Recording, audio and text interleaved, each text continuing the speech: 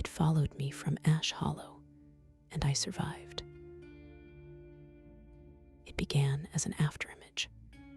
I thought the first time I felt it was merely memory, the particular ache behind my ribs that only Ash Hollow could produce.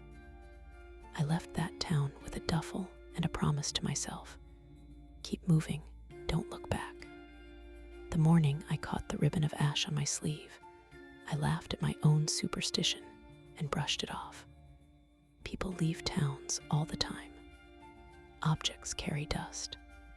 But the ash smelled old, like a season that refused to end, and the laugh died too quickly in my throat.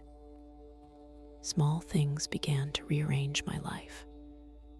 The rusted lantern I packed, because it had sentimental weight, flickered once on a bus. And then again in the apartment hallway despite being empty of oil. A blackened watch I had taken from a bench in Ash Hollow, stopped at twilight, would remain mute until I drove past the highway exit that marked the town's beginning. Then, impossibly, it clicked. These incidents were small and explainable, but their timing was intimate in a way that felt deliberate, like someone clearing their throat very close to my ear. I told myself I was inventing patterns because humans are built to find them. Still, the presence of pattern unsettled me more than the things themselves. I began to catalog the moments: the smell of smoke at a bookstore, a neighbor's cat staring at a corner and refusing to move, a TV static that seemed to form brief, meaningful gaps. Sleep grew thin. Dreams were not of scenes, but of textures: charred wood grain, the taste of iron, the brightness at twilight when the watch used to run. In waking life, those textures pooled around the margins of days. Ella called one evening, her voice like gravel softened by tea. She was the last person I had seen before leaving Ash Hollow. She had been standing on a porch, map folded in both hands. She said the town had noticed other departures: a woman who found ash in her hair, a farmer whose gate wouldn't stay latched. She used the phrase, "it hangs on you," and I thought about how some things stick until you scrub them away. Ella's map, she said, had new lines drawn on it, roots that led nowhere or everywhere.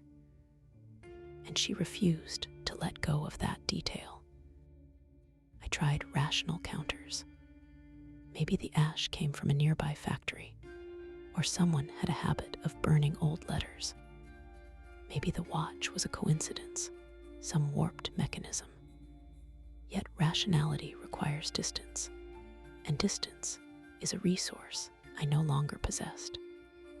I found myself driving late at night toward the highway exit, compulsively, like checking a wound for new soreness. Each drive taught me less about the thing and more about how loud my own heart was when I was afraid of something without a face. Subtlety of the thing made it cruel. It did not hurt me, it suggested. A porch light would swing though there was no wind. A neighbor would pause mid-sentence, eyes fixed as if watching someone right behind me. Once, in a laundromat, a woman left her basket with a scarf that had a smudge of ash and later denied knowing it. People began to avoid looking at my eyes directly, as if seeing what I carried might change something in them. Paranoia, I decided, is the mind's effort to redraw borders where none exist. One afternoon, I returned to the hollow because avoidance had become a cage. I told myself the visit would ground me. Ella agreed to meet at the old mill because it had been a landmark for 100 small, stupid reasons. The town smelled like old coal and summer gone wrong. As we walked the mill path, the shadow between the trees seemed to tremble, not with wind, but with attention. speak the name of what she thought had followed me.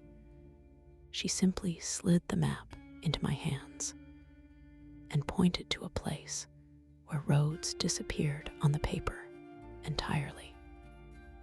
At the map's margin, someone had penciled a small circle and a single word: stay. It was not the kind of instruction you can ignore casually. We traced the street where I'd once stood, and then a few houses beyond where the ash first appeared. Someone had drawn tiny perpendicular marks like tallying time. When I pressed Ella about who might have written it, she shrugged and said she didn't remember doing it. And that was when the idea of collective forgetting began to feel less like memory lapse and more like a defense mechanism. Towns, like people, sometimes choose not to hold certain truths. We found the rusted lantern where the map's mark indicated, half hidden in a hollowed fence post, its glass clouded and empty. I held it and felt warmth that wasn't there, the sensation of being witnessed.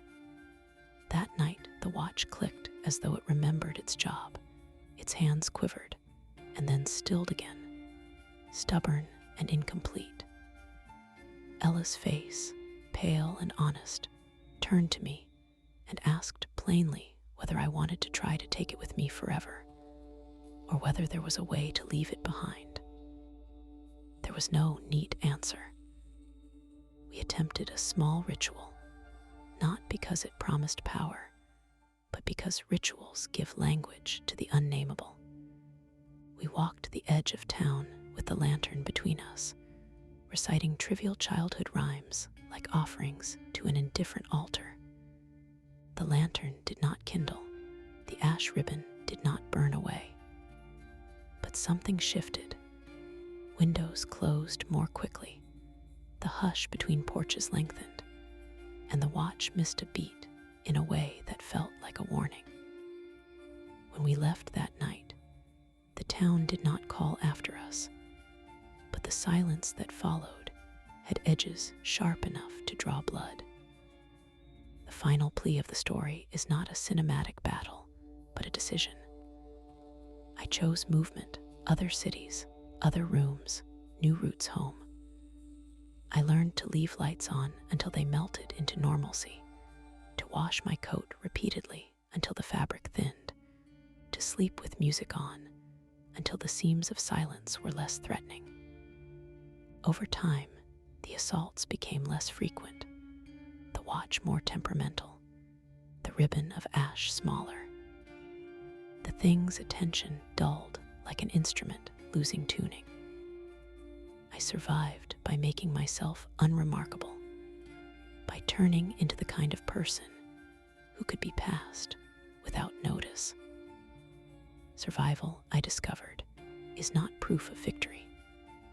Months after I settled in a new place, the watch's hands clicked once in the middle of the night, as if someone across a long road remembered me briefly.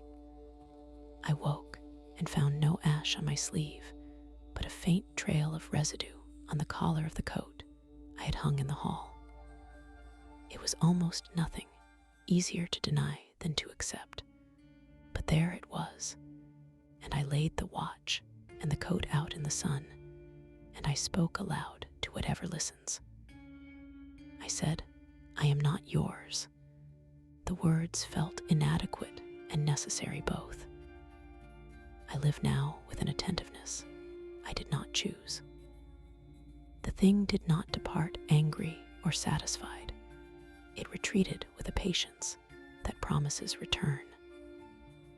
My life is a ledger of small avoidances and strange reconciliations, an apartment facing a busy street, friends who prefer not to visit the hollow on maps, a box where I keep the lantern, though I never light it. The final image that stays with me is not one of escape or defeat, but of equilibrium. A shadow at the edge of sight, patient, unlikely to break the rules that keep it bound to a place. I survived. That is true. And sometimes, in the thin hours between midnight and morning, I think it remembers that as well.